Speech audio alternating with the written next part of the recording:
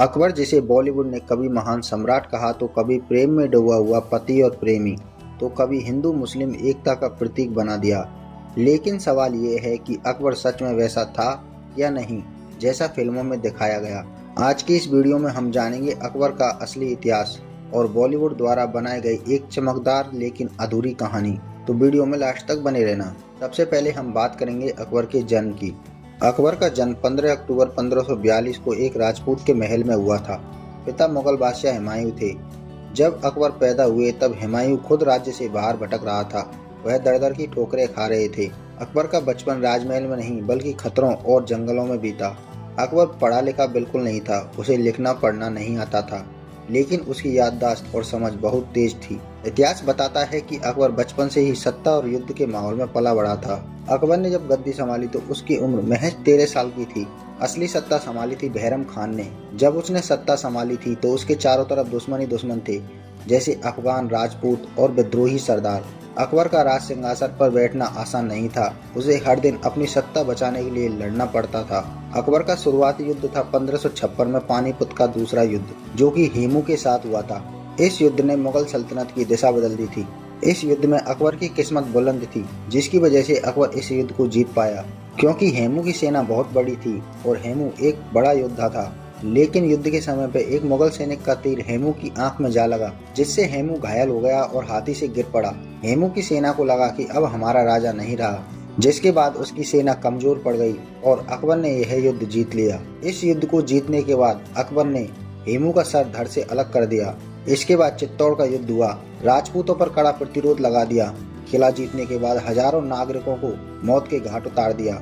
इस युद्ध में अकबर ने करीब 30 से 40 हजार बेगुनाहों की जान ली थी, जिन बेगुनाहों ने महल में युद्ध के डर से शरण ली थी। यह अकबर का बहुत बड़ा एक नरसंहार था। इसके बाद अन्य युद्धों की बात करें, जैसे रणथंबोर, गुजरात, बंगाल, कश्मीर।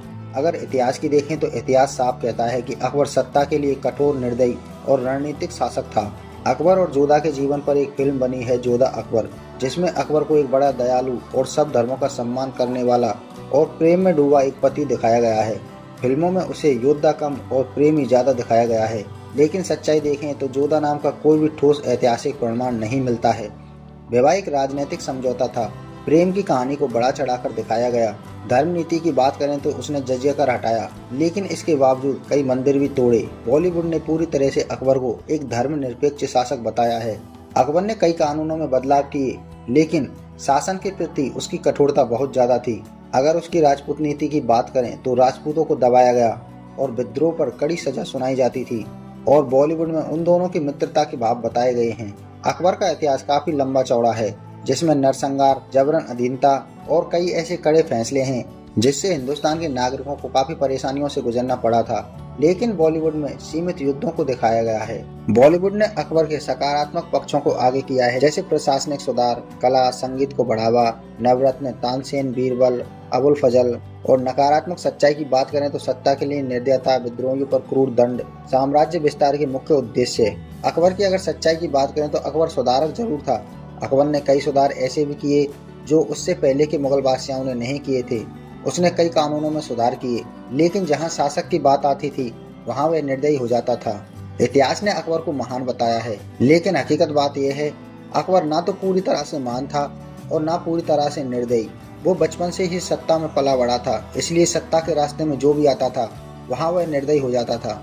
वह एक ऐसा शासक था जिसे इतिहास ने कठोर बताया और बॉलीवुड ने रोमांटिक। फिल्में भावनाएं दिखाती हैं, लेकिन इतिहास सच्चाई, और सच्चाई हमेशा फिल्मों से ज्यादा कड़वी होती है। अकबर ना तो पूरी तरह से देवता था, ना ही खलनायक। अकबर का राजपूतों से संबंध सिर्फ एक राजनीतिक कारण था। अगर जोधा की बात करें तो इतिहास में जोधा नाम का कोई भी प्रमाण नहीं पाया जाता है, लेकिन फिल्मों ने इस किरदार को एक कहानी बना दिया।